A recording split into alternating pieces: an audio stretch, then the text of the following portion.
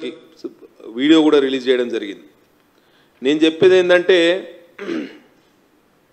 ప్రభుత్వం నుంచి మొదలు సెక్రటేరియట్ సచివాలయం నుంచి మొదలు పెడితే గల్లీ స్థాయి వరకు ఈ కాంగ్రెస్ ప్రభుత్వం కాంగ్రెస్ నాయకులు పూర్తిగా అడ్డగోలు అవినీతికి పాల్పడుతున్నారు అనేది మా ప్రధాన ఆరోపణ.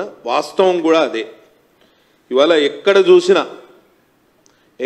చూసినా అవినీతే.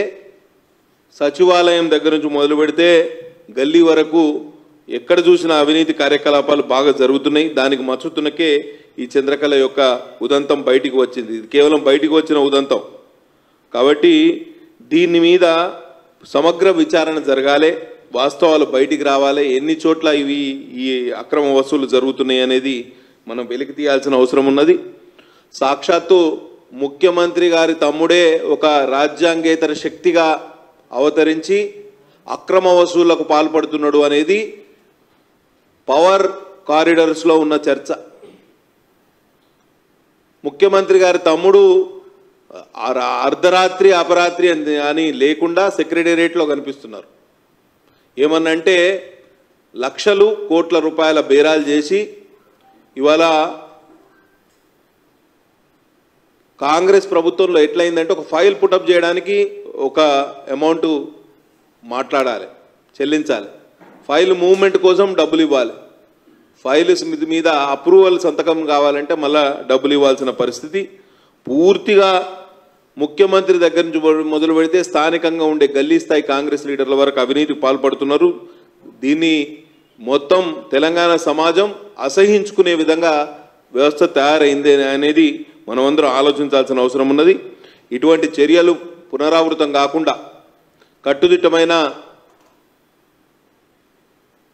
చర్యలు తీసుకోవాలి, సమగ్ర విచారణ జరగాలని భారతీయ జనతా పార్టీ యొక్క శాసనసభాపక్షం తరఫున మేము డిమాండ్ చేస్తున్నాం. ఇవాళ ముఖ్యమంత్రి గారి తమ్ముడే అడ్డగోలుగా అక్రమ వసూళ్లకు పాల్పడితే ఏం మెసేజ్ ఇచ్చినట్టు? ఇవాళ ముఖ్యమంత్రి వసూళ్ళకేమో వాళ్ళ తమ్ముడు అక్రమ వసూళ్లు పాల్పడి ఆయన వసూళ్లకు మరిగాడు. ఇవాళ సచివాలయంలో మంత్రుల పేషీల్లో అడ్డగోలు అవినీతి. ప్రతి చిన్న ఫైల్ మూవ్మెంట్కి కూడా చిన్న ఒక కాలేజ్ పర్మిషన్ కావాలన్నా, స్కూల్ పర్మిషన్ కావాలన్నా ప్రతిదానికి అక్కడ అవినీతి. డబ్బులు చెల్లిస్తే కానీ ఇవాళ ఫైల్ మూవ్మెంట్ అది అవుతుందా కాదా అనేది పక్కన పెడితే ఫైల్ పుటప్ చేయడానికి కూడా డబ్బులు అడిగే పరిస్థితి ఉన్నది. కాబట్టి ఇటువంటి అవినీతి ప్రభుత్వాన్ని అవినీతి వ్యవస్థను ప్రజలు చీదరించుకునే స్థాయికి వీళ్ళు దిగజారారు. ఇవాళ కేంద్రంలో ఉన్న నరేంద్ర మోడీ ప్రభుత్వం గత 10 సంవత్సరాలుగా ఏం నినాదం ఇచ్చింది? Minimum government and maximum governance. అంటే ప్రభుత్వంలో చాలా తక్కువ మంది ఉంటారు కానీ వాళ్ళ పరిపాలన అనేది అందరికీ అట్టడుగు స్థాయికి కూడా అందాలనేది minimum government and maximum governance అనే నినాదం ఇస్తే ఇక్కడ తెలంగాణ రాష్ట్రానికి రేవంత్ రెడ్డి ముఖ్యమంత్రి అయిన తర్వాత మ్యాక్సిమం గవర్నమెంట్ అయిపోయింది. మ్యాక్సిమం గవర్నమెంట్ ఎందుకంటే మంత్రులతో పాటు వాళ్ళ 38-39 నామినేటెడ్ పదవుల పందేరం జరిగింది. అంటే అందరిని అకామిడేట్ చేసే క్రమంలో గవర్నమెంట్ ఇవాళ మ్యాక్సిమం గవర్నమెంట్ అయిపోయింది. Maximum government with maximum corruption.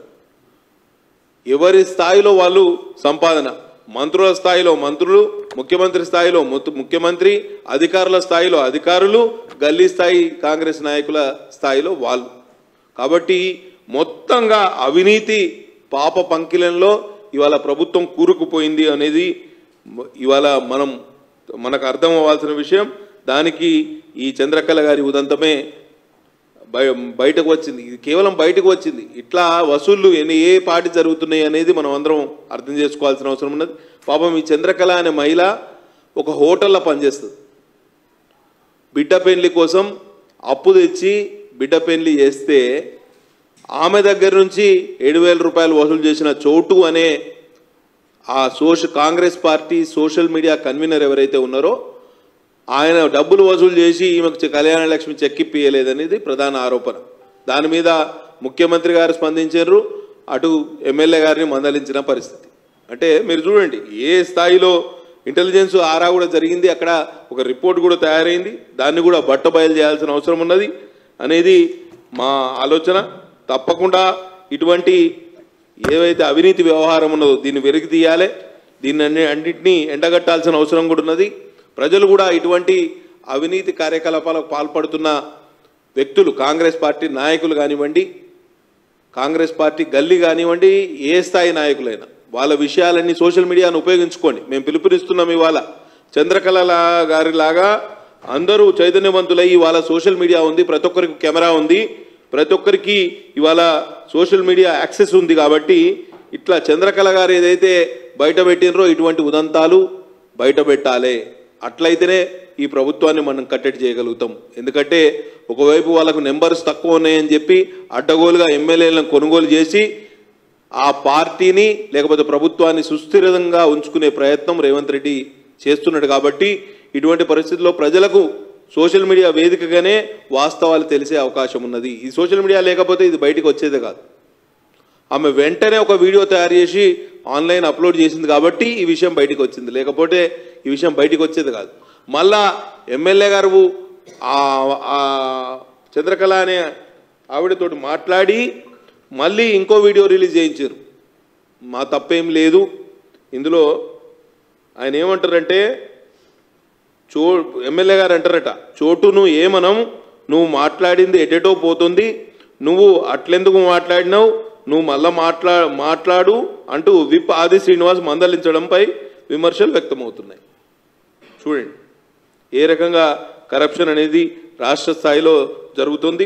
రాష్ట్ర స్థాయి నుంచి మొదలు పెడితే, సచివాలయం నుంచి మొదలు పెడితే గల్లీ వరకు, గ్రామ స్థాయి వరకు అవినీతి అనేది ఇన్స్టిట్యూషనలైజ్డ్ కరప్షన్ వైపు ఈ ప్రభుత్వం పోతుంది, వ్యవస్థీకృత అవినీతి వైపు ఈ ప్రభుత్వం పోతుంది అనేది మనమందరం ఆలోచించాల్సిన అవసరం ఉన్నది.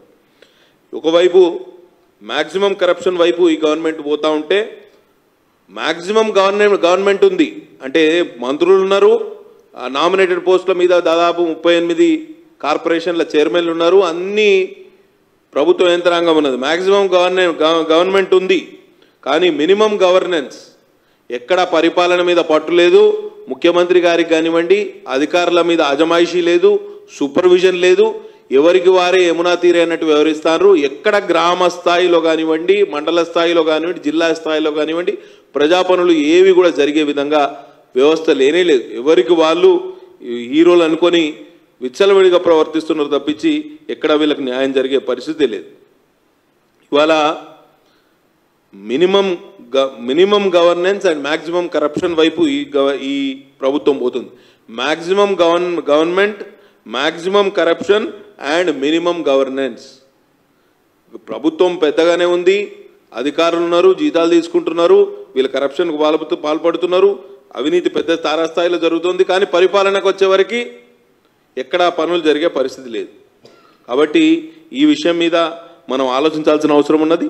ఒకవైపు కరప్షన్, అవినీతి ఈ తారాస్థాయిలో జరుగుతూ ఉంటే రాష్ట్ర ఆర్థిక పరిస్థితి పూర్తిగా దిగదుడుపుగా తయారైంది.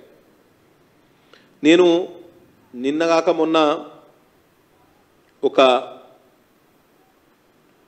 గవర్నమెంట్ డాక్టర్ గారికి, కాంట్రాక్ట్ డాక్టర్, మా జిల్లాకు చెందిన లేడీ డాక్టర్ గారిని ఎందుకు అతను ఏదో వారం రోజుల నుంచి హాస్పిటల్కి వస్తలేరు, ఏంది విషయం అని తెలుసుకుంటే 10 నెలలుగా ఈ కాంట్రాక్ట్ డాక్టర్లకు జీతాలు లేవు. చాలా ఇబ్బందికరమైన పరిస్థితి. 10 నెలలుగా వాళ్ళకు జీతాలే లేవు, ఎక్కడ వాళ్ళ మీద ప్రాపర్ అజమాయిషీ లేదు, అధికారులకు, ముఖ్యమంత్రి గారికి, మంత్రులకు అసలు సమన్వయమే లేదు, కోఆర్డినేషన్ జీరో. కాబట్టి ఇవన్నీ విషయాల మీద మనం ఆలోచన చేయాల్సిన అవసరం ఉన్నది. రోడ్లు, గ్రామీణ ప్రాంత రోడ్లు, పంచాయతీరాజ్ రోడ్లు కానివ్వండి, పట్టణ ప్రాంతం లేకపోతే మండల స్థాయి రోడ్లు ఏవైతే R&B శాఖ కింద ఉంటాయో, కనీసం ఈ వర్షాకాలంలో పాడైతే పాట్ హోల్ ఫిల్లింగ్ కోసం కానివ్వండి, ప్యాచ్ వర్క్ కోసం కానివ్వండి ఎవరు కాంట్రాక్టర్లు ముందుకు వచ్చే పరిస్థితి లేదు. 2 సంవత్సరాలుగా పంచాయతీరాజ్ కానివ్వండి, R&B కాంట్రాక్టర్లకు చిల్లి గవ్వ చెల్లించలేదు, గత ప్రభుత్వం చెల్లించలేదు, వాళ్ళు దీన్ని కొనసాగిస్తున్నారు. కేవలం ఒక్కరిద్దరు కాంట్రాక్టర్లకు మాత్రమే డబ్బులు, రాఘవ కన్స్ట్రక్షన్స్ ఏవైతే పొంగులేటి శ్రీనివాసరెడ్డి గారి కంపెనీ ఉందో, లేకపోతే కోమటిరెడ్డి బ్రదర్స్ యొక్క కంపెనీ ఉందో, వాళ్ళ పెద్ద కాంట్రాక్టర్లకు మాత్రమే బిల్లుల చెల్లింపు జరుగుతుంది తప్పించి కింద స్థాయిలో ఉన్న కాంట్రాక్టర్లు ఏవైతే మిడిల్ సైజ్ కానివ్వండి, లోవర్ సైజ్ కానివ్వండి, ఈ కింది స్థాయిలో ఉండే కాంట్రాక్టర్లకు ఎవరికి కూడా ఇవాళ బిల్లులు చెల్లించే పరిస్థితి లేదు. 2 సంవత్సరాలుగా ప్యాచ్ వర్క్స్ చేసిన కాంట్రాక్టర్లకు బిల్లులు చెల్లించలేని పరిస్థితిలో ఎవ్వరు కూడా కనీసం ప్యాచ్ వర్క్ లేకపోతే పాట్ హోల్ ఫిల్లింగ్ కానివ్వండి, రిపేర్ వర్క్ కానివ్వండి ఎవ్వరు చేయడానికి సిద్ధంగా లేరు. మేము చాలా గ్రామీణ ప్రాంతాల్లో తిరిగి వస్తున్నాం కాబట్టి ఏమన్నా డిఈ గారికి కానివ్వండి, ఈ గారికి కానీ చెప్తే అందరూ చేతులు ఎత్తేసారు. మొత్తానికి కాంట్రాక్టర్లకు పైసలు ఇచ్చే పరిస్థితి లేదు కాబట్టి అన్నీ పెండింగ్. అసలు ఎవ్వరు పనులు చేసే కాంట్రాక్టర్కి చెప్పి మళ్ళీ తర్వాత డబ్బులు ఇప్పిస్తామని చెప్పే పరిస్థితి కూడా లేదు. కాబట్టి నేను నా ఆలోచన మనం కూడా తప్పకుండా ఆలోచించాల్సిన అవసరం ఏముందంటే, రాష్ట్ర ఆర్థిక పరిస్థితి పూర్తిగా దివాలా తీసింది. ఇప్పుడేమో ఈ 2 లక్షల రూపాయల రుణమాఫీ కోసం మేము డబ్బులు జమ చేస్తున్నామని చెప్పి ఒక్క బిల్లు కూడా చెల్లించే పరిస్థితిలో రాష్ట్ర ప్రభుత్వం లేదు. ఇటువంటి పరిస్థితుల్లో వీళ్ళు 5 సంవత్సరాలు ఈ ప్రభుత్వాన్ని నడిపి తెలంగాణ రాష్ట్రాన్ని ఒడ్డుకు చేరుస్తారనే నమ్మకం ఏమాత్రం లేదు. కాబట్టి తప్పకుండా ఫైనాన్షియల్ ఎమర్జెన్సీని ప్రకటించాలి. రాష్ట్రంలో ఆర్థిక అత్యయిక పరిస్థితిని విధించాలని నేను డిమాండ్ చేస్తున్నా. ప్రెసిడెంట్ ఆఫ్ ఇండియాకు స్పెషల్ పవర్స్ ఉంటాయి. ఆర్టికల్ 360 ప్రకారం ఏదైనా రాష్ట్రం పూర్తిగా దివాలా తీసిందని భావిస్తే ఫైనాన్షియల్ ఎమర్జెన్సీ విధించి అక్కడ ఉన్న వనరులను సమీకరించి ఏవైనా ఎక్సెస్ ఖర్చులు ఏమైనా ఉంటే, అనవసరమైన ఖర్చులు ఏమైనా ఉంటే వాటిని తగ్గించుకొని రాష్ట్ర ఆర్థిక పరిస్థితిని గాడిన పెట్టడానికి అవకాశం ఉంటుంది. కాబట్టి రాష్ట్రంలో ఫైనాన్షియల్ ఎమర్జెన్సీ విధించవలసిందిగా నేను డిమాండ్ చేస్తున్నా. 2, అసెంబ్లీ బడ్జెట్ సమావేశాలు 24 నుంచి జరుగుతాయి అనేది మనకు అందుతున్న సమాచారం. బడ్జెట్ సమావేశాలు ఎప్పుడు కూడా 30 రోజులకు తక్కువ ఎప్పుడూ లేవు.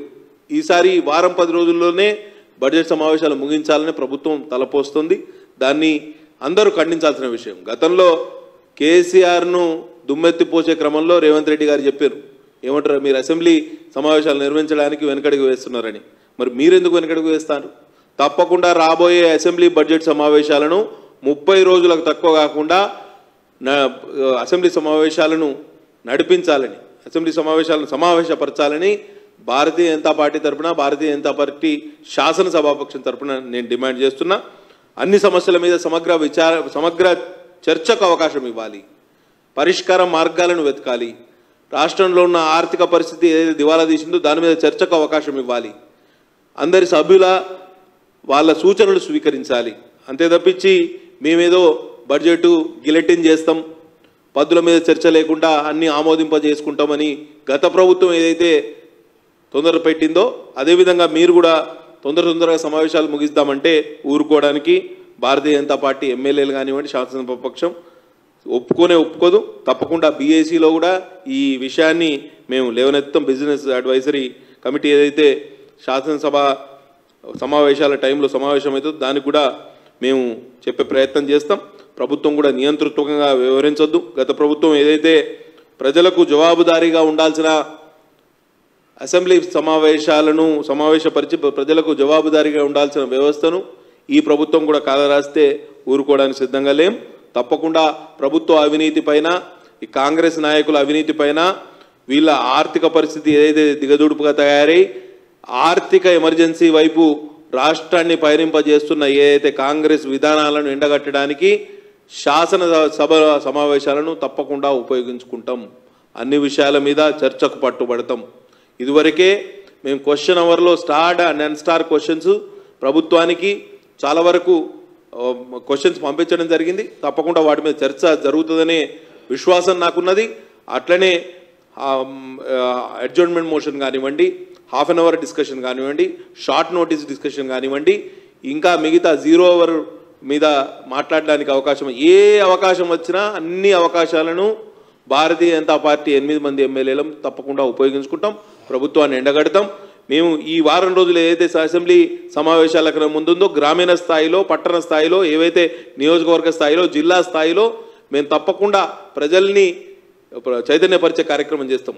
గ్రౌండ్ లెవెల్లో మేము తిరిగి అన్ని సమస్యల్ని ఒక క్రోడీకరించి అసెంబ్లీ సమావేశాల్లో ప్రభుత్వం దృష్టికి తీసుకొచ్చే ప్రయత్నం చేస్తాం. ప్రతిపక్షంగా ఆ బాధ్యతను ప్రజలు మా భుజస్కంధాల మీద పెట్టిరు కాబట్టి దాన్ని నిర్వర్తించే క్రమంలో ప్రెస్ మిత్రులు కూడా సహకరించాలి, మీడియా మిత్రులు కూడా సహకరించాలి, ఎలక్ట్రానిక్ మీడియా ప్రతినిధులు కూడా సహకరించాలని విజ్ఞప్తి చేస్తూ సెలవు తీసుకుంటున్నా.